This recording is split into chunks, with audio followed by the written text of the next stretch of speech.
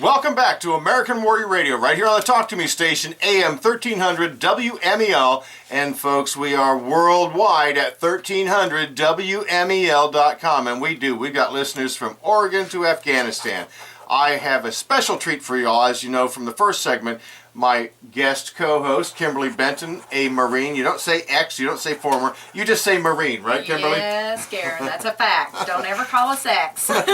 Okay, and y'all know you're waiting patiently for Journey of the Spirit with our AVET Project's Director of Counseling, Joanne Ivens. So go ahead, Vince, cue the music.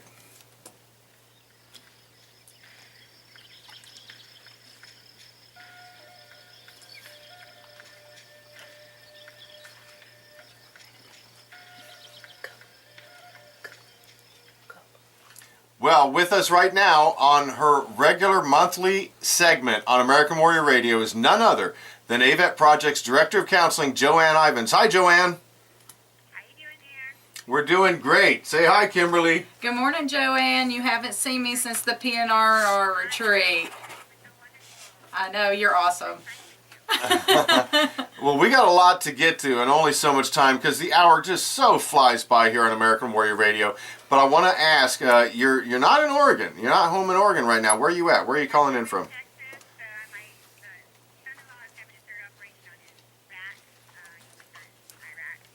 And we're talking about the vet and all these operations that they're going through and things that are happening. And I was there yesterday at the VA watching all these vets preparing for operations and all the families that are there waiting and supporting them and how hard it is.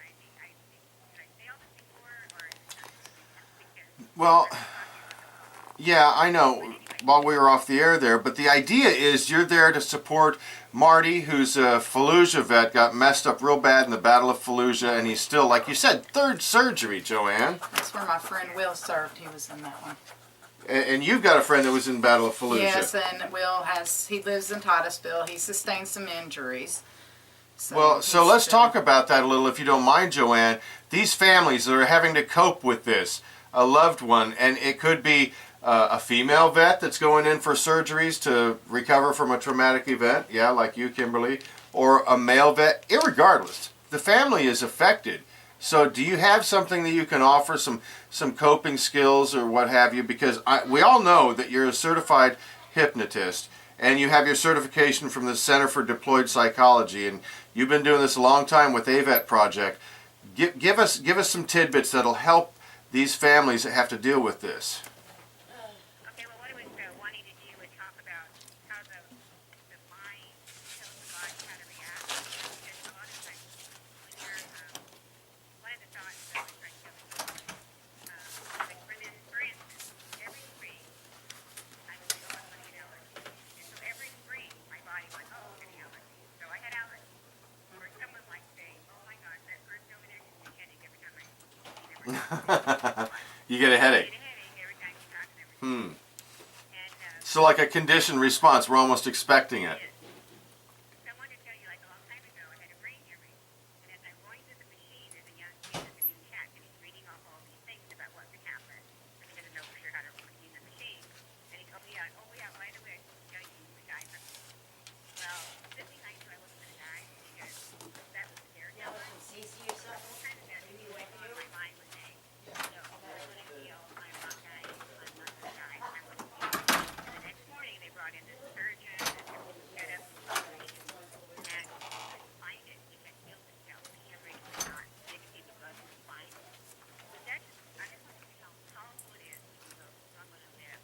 I want all these people that are going through all these things to not let people tell you you're going to be in pain and this might not heal and all this kind of stuff. But go, no, I am going to heal. Because that's what you're telling your body and that's what it's going to do. And the power is within that. Just reaffirming with yourself that I'm going to make this through. I am going to heal. Yeah, that's a lot to do with the meditation. Which you practice, yeah.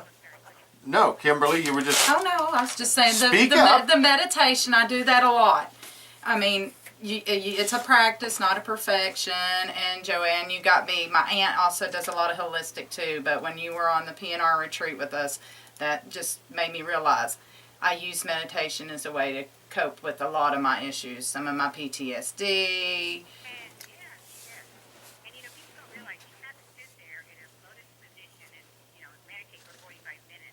No. Just like stare out at the ocean and the beauty of the world. Oh, I love to do it at the beach, Joanne. I will lay there on the blanket, and just relax, practice, conscious breathing, and take a brief chakra meditation and just listen to the waves. It only takes like 10 minutes just to get. Yeah, it's so healing, but people don't take time to do that. And that's why even children, when I work with children, they're all focused on games and this and that and everything. And I make them go outside to the school, and I want them to look at the sky, how beautiful that blue is, or how beautiful the white clouds are, or listen to the birds. But anyway, something that has to do with nature, because nature is the most healing. To look at, we have it all around us. Some people don't even see it. All they see is the freeway, and then concentrating on their phone, and I gotta get here, and all this kind of stuff. Yeah, they got that tunnel vision rather than absorbing the beauty, the natural beauty that lies all around us. And it just brings to mind an exercise that you've done numerous times on PR&R retreats with the lavender. Explain that just for a second, because that takes your focus. Lavender, there's so many smells that are healing. And one of them is lavender, because besides just being healing, lavender heals cuts and all kinds of things. But the smell of it calms the body. And it's a calming thing about it. And if you understand, if you just start looking up some oils, because it's all over the internet, everything's out now. Some of the things like peppermint stimulates the brain. Like I tell all the kids when they're studying for tests, they use peppermint to, right before they're going to study, so they'll remember when they go in there to study. I like it. Yeah. And also, see that I'm older, rosemary actually stimulates the brain, for memory, help you. So there's so many oils that are just very, very healing. So, incorporate them into your life. Do you remember? That's funny, Joanne. I use a Rosemary Mint shampoo when I wash my hair in the morning just for that reason. It's supposed to stimulate the mental. That's good. You're going to be smarter than the rest of it. And you know what's wonderful? Think about it when you were a kid. When you would come home sometimes and mom would do like baking, cookies or something, how that smell made you feel so wonderful. Oh, yeah. And then you can smell it somewhere else and it brings back these wonderful memories. Because smell does create memories. And so you need to concentrate on all the good ones, the ones that make you feel good, the ones that are yours. Yeah, And I don't know if I tried this a minute ago. Did that come through before, or the one about noticing green and brown? No, go ahead. That was off the air. Share that with the listeners. Okay, what I wanted everybody to do is just, This is our exercise for the day. This is our exercise for the day, everybody. Listen up. Let's do this together.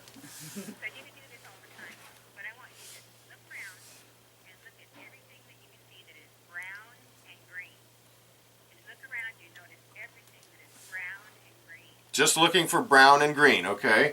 That's it, brown and green. Okay. Everywhere. Yep. Now, you can tell me where if you saw yellow, pink, orange, any other color, turquoise, because you're not going to go boys, and I'm going to back and look.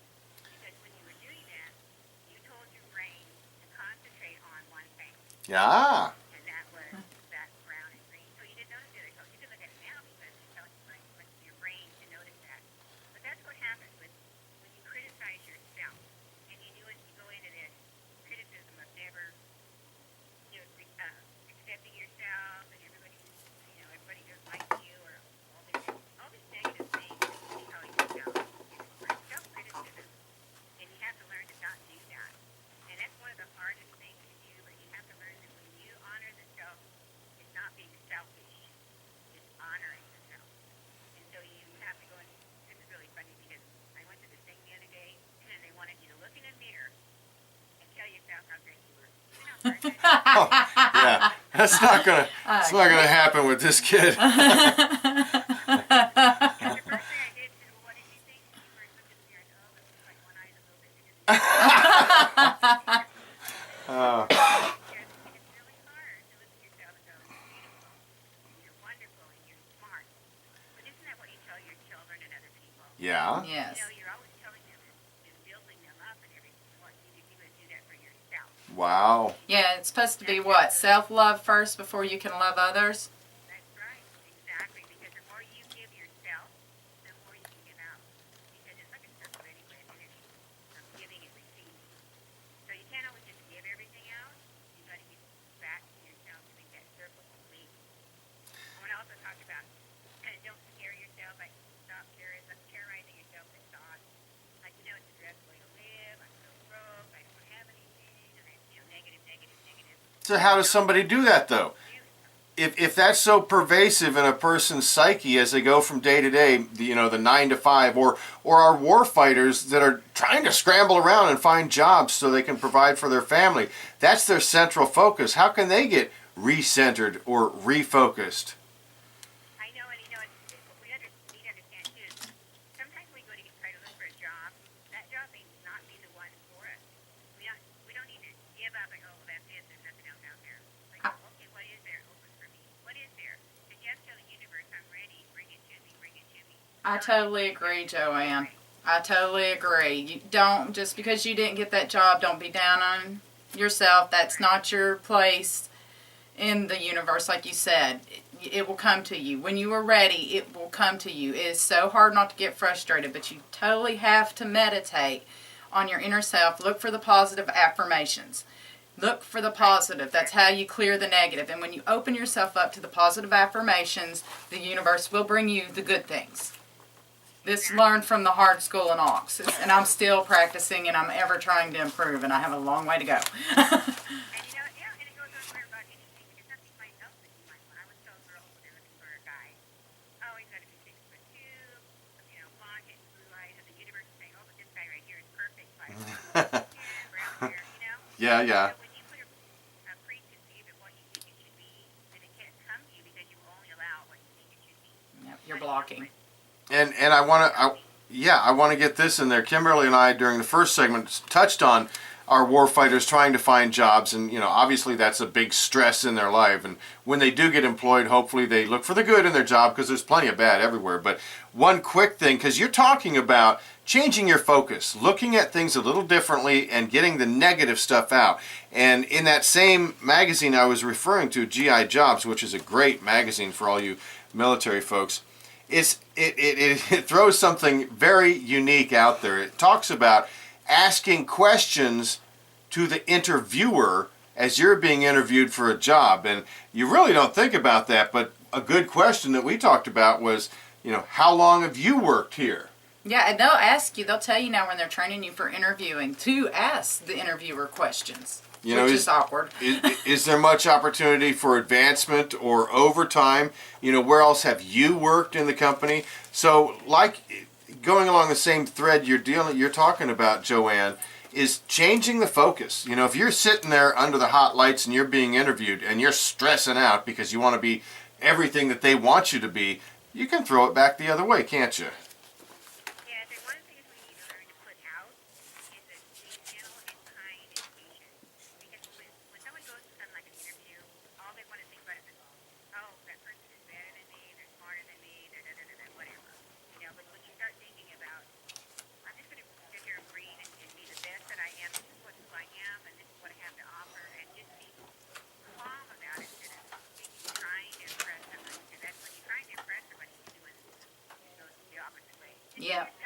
And you'll come across aggressive. I've seen that too, and I'm guilty of that, Darren, because I do have an assertive personality. You do have to go in just like you described, exactly like you described. Go in humble, but secure and confident, but don't just breathe like you said. Exactly. And you need to know the opposite is praising yourself, because criticism breaks your inner spirit. You have little children, what they call the inner child. Mm-hmm. Maybe they've been told, no, you're stupid, you're dumb, you're not ever going to be able to do this kind of stuff, forever. And so that comes back to us as adults. And we have to start going, no, I am smart. I am all the things that were told before that you aren't. But I say, no, I am that. I am wonderful and beautiful, and I'm kind, and I'm, whatever it is that you are. Because people always go into what I'm not. I don't think I'm smart enough for that, or I'm not pretty enough for that, or whatever. So you're saying you can be honoring yourself and humble at the same time. We're talking with AVET Project's Director of Counseling, Joanne Ivens, during her regular segment every second Saturday of every month called Journey of the Spirit. So Joanne, give us, because we're running out of time. We always do. Oh, I'm sorry. No, that's okay. We got time. We got plenty of time. Actually, Vince just flipped the clock for me, so now I really know how much time we have. We're good to go, right, Vince? That's Vince. And let me just throw this out there. Y'all got to listen to Vince's new radio program every weekday. That's right, every weekday, Monday through Friday, starting at 10. He does 2 hours on Monday, Wednesday, Thursday, Friday. He does 1 hour on Tuesday. And I've been listening, and I just love it. And Vince is a pro. He's got some great perspective. So give the Vince Young Show a listen every weekday here on AM 1300 WMEL. So enough of that. See, I honored Vince. How's that? I'm doing some honoring self, and I'm honoring Vince. Yes. No, we got time, Joanne. We're good.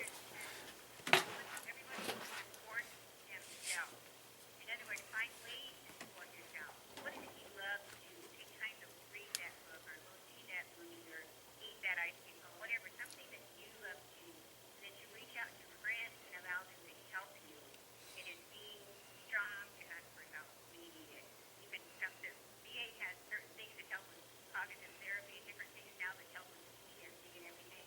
But one of the things is being able to open up to a friend or someone that is opposed to you that you can talk to. Yeah, because that's what we're guilty of. Pride and holding it all in because we think that's what we're supposed to do. That's a biggie with the vets. Well, you're a soldier, so, you're supposed to suck it up, tighten those bootlaces and carry on. Yeah, that's how they train you. And you're saying... I read an article about Vietnam vets, and they were talking about when they came home, where they didn't get any support.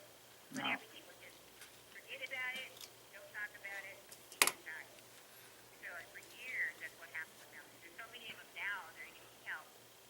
That happened so long ago. You know what they found? Even Marty said that Marty, my son-in-law who just went through all this. Right. If you find that you hold it inside, and then you hold it inside, and you're finding out that loving his wife now, and loving his baby, and your baby, all these things are bringing him out of that depression and holding things inside.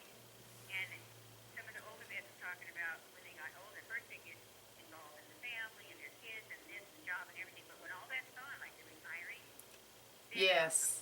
I did a paper, Joe, on psychology research in college on the PTS, on the different war veterans, and that's exactly what occurred with the World War I and the World War II vets. They came home, they focused on that.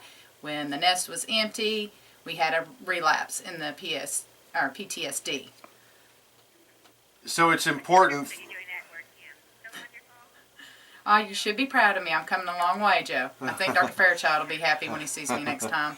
And you mentioned, yeah, I didn't mean to interrupt you, but it's so interesting to find out these different perspectives, okay, different ways to deal with all the stresses, even if you're not a war fighter or a veteran or a family member. But I want to get this out there. The Vet Center actually came into being based on the Vietnam vets not getting the care that they needed. And now they've expanded that. So if you are a family member of a combat vet, all right, that's a spouse or a child, and you need counseling, and the beautiful thing about it, and I know you know this, Joanne, none of this stuff gets reported or recorded. It doesn't find its way back into the VA medical record. These are individual, anonymous type counseling sessions that are there just to help these guys and gals and the family members overcome some of the stuff they're dealing with. So if you're listening here on American Warrior Radio and you have those needs, and I'll do the crisis line stuff towards the end of the show, but check out the vet centers because they're there for you. And I know when you talked about Marty, again, this is a hardcore Marine like you, Kimberly, that you're trained, it's drilled into you. Just power through, keep going, keep going. And Joanne, I'm just curious, you see that in his attitude still, don't you? Yes, it's very hard for him to open up and everything, like you said. He even, we had a real long talk right before his operation the other night, talking about some of that. How, one of the things that was really impressive, what he said, you go in and to support your country. You become what is the military, whatever branch of the military you join, because you love your country, and you want to support it, you want to protect it, and you fight for it. And then you have some people that come home, and then they want to tear people out that are voicing what they think, because what are we going to fight for? Freedom of speech, all these things, and that kind of makes him mad. At first, he was, yeah. And now, a little bit later, he's going, wow, this is a little bit too much. So, I mean, what were you fighting for? So to start thinking about the love, and support, and kind of the things, because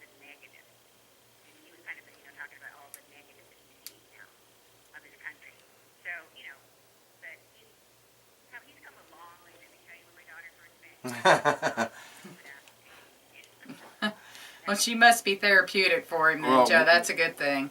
And Tawny certainly is that. Oh yeah, that's a fact. And again, I love your perspective individually, because being a Native American, you are a very spiritual woman, and you infuse the PRNR retreats with that. Not religious, but spiritual, believing in a higher being, believing in the beauty and the healing nature of the outdoors. And it is coming from within. And you've taught me so much, but I have to throw this in there too. You were talking about peppermint oil. It was you, Joanne, that turned me on, because I get stupid headaches. And the treatment you gave me were these essential oils, one of them being peppermint. It's just amazing that the stuff works, and it's natural. Yes, it does. It works. And people don't realize it's so simple to get. You know, if you just go ahead and find that, how much it will do for you. It's amazing. I wanted to share this really quickly. You talked about being Native American. You bet. I went down to by the river. I live on the river in Oregon. And I was really upset about something. And I was trying to figure out what to do about it. And a deer was swimming up the river against the current. Oh, wow. Talk about getting a sign, right? Not kidding. And then it just stopped and it just floated back and went up on the side of the river and lay down. I said, okay, there's my answer. I am going pushing too much music. Yeah. And I did.